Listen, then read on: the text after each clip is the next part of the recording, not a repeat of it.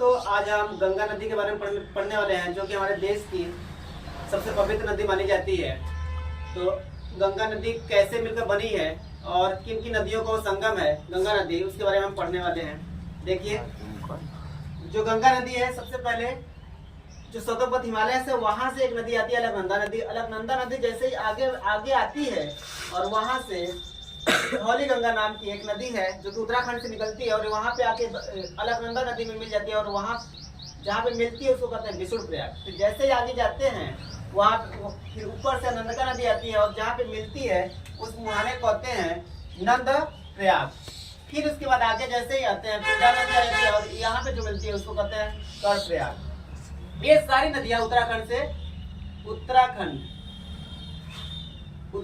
से निकलती हैं। उत्तराखंड के पहाड़ी इलाकों से ये सारी धौली गंगा, नंदका नदी और पिंडा नदी सब उत्तराखंड से निकलती हैं। फिर जैसे ही अलकनंदा आगे जाती है तो एक हमारी नदी आती है मंदाकिनी नदी आया जाकर इसमें मिल जाती है और वहां जहां मिलती है उसको कहते हैं रुद्रप्रयाग। फिर आगे चलते हैं, फिर इसके बाद ये गंगोत्री ग्लेशियर से निकलती है भागीरथी जब आगे चलती है और जहाँ पे मिलती है अलकनंदा नदी से तो वहां पे कहलाते हैं देवप्रयाग। और यही देवप्रयाग आगे चलकर गंगा नदी का रूप ले लेती है, यानी गंगा कहलाने लगती है। फिर इसके बाद आगे चलते हैं तो गंगा नदी आगे जैसे चलती है तो ऊपर से आती है रामगंगा, गंगा नदी मिल जाती है। फिर गोमती नदी आती है, गंगा नदी मिल जाती है। फिर घाघरा नदी गंगा में, गंडक नदी भी गंगा में। फिर जैसे ही गंगा नदी आगे चलती है तो बिहार की एक नदी है कोसी नदी, जो कि ये भी गंगा में आके मिल जाती है। फिर गंगा आगे चलती है और फिर बांग्लादेश में पद्मा के नाम से कहलाती है।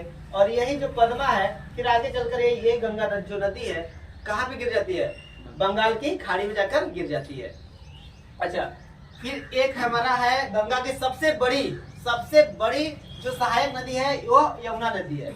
यमुना जो नदी की लंबाई है ये 1376 किलोमीटर लगभग माना जाता है, 1376 किलोमीटर। यानी सबसे बड़ी गंगा के सहायक नदी कौन है? तो यमुना नदी है। अच्छा, यमुना नदी कैसे बना? तो यमुना के ऊपर से आती है टोंस नदी, एक टोंस नदी है, और नीचे से आती है बनास नदी। तो टोंस और बनास नदी जब मिल जाती है तो यमुना का रूप ले लेती है। और यमुना की कहते हैं कि ऊपर से कौन सी नदी? तो हिंड नदी ऊपर से आती है, यानी उत्तर साइड से। और दक्षिण साइड से जो नदियां हैं बनास नदी, छिप्रा और बेता और केर, ये सब मध्य प्रदेश से निकलने वाली नदियां हैं और जाके यमुना नदी में मिल जाती हैं। और यमुना नदी जब जहाँ पे ये मिलती है गोमती और घाघरा के जस्ट जाकर बीच में मिल जाती है, और यही जो मिलती है यही पे कहते हैं हम देवप्रयाग, जहाँ पे हम कहते हैं संगम। इसी को संगम के नाम से जाना जाता है। और ये भी जाके फिर ये गंगा मिल जाती है, और गंगा मिलने के बाद ये भी नदियां सब जाके बंगाल की खाड़ी में मिल जाती हैं, गिर जाती है।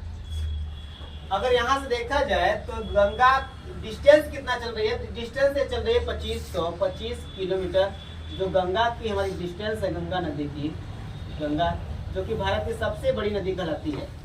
तो 2525 किलोमीटर ये डिस्टेंस चलती है गंगा नदी और बंगाल की खाड़ी में जाके गिर जाती है। यहाँ अगर देखेंगे तो हमारे कुछ धाम है जो तीर्थ स्थल है, जैसे कि अलकनंदा नदी पे उत्तराखंड में बद्रीनाथ है। बद्रीनाथ में किसकी पूजा होती है? किसकी मूर्ति है? तो भगवान विष्णु की मूर्ति है, उनकी पूजा होती है। और इसके बाद यहाँ उत्तराखंड में आप देखेंगे एक है केदारनाथ जो मंदाकिनी नदी पर ही है। तो यहाँ पे केदारनाथ में भगवान शिव की पूजा होती है। फिर इसके बाद गंगोत्री से भागीरथी है। फिर बाकी एक क्वेश्चन और भी आता है कि विष्णु प्रयाग कैसे मिला है, नंद प्रयाग किससे कौन सी नदियों के संगम से मिलकर बना है, कर प्रयाग किससे मिलकर बना है, रुद्र प्रयाग किससे मिलकर बना है? बहुत बार एग्जाम में पूछा गया। तो आप बताएंगे विष्णु प्रयाग। आप देख रहे हैं विष्णु प्रयाग किससे मिलकर? अलकनंदा मिल गया और इधर आके धौली गंगा मिल गया, तो अलकनंदा प्लस धौली गंगा हो गया। फिर नंद प्रयाग किससे मिलकर बना है? तो नंदका नदी और अलकनंदा नदी, तो नंदका और अलकनंदा नदी। फिर इसी तरह कर्णप्रयाग अलकनंदा प्लस पिंडा नदी, रुद्रप्रयाग अलकनंदा प्लस मंदाकिनी नदी।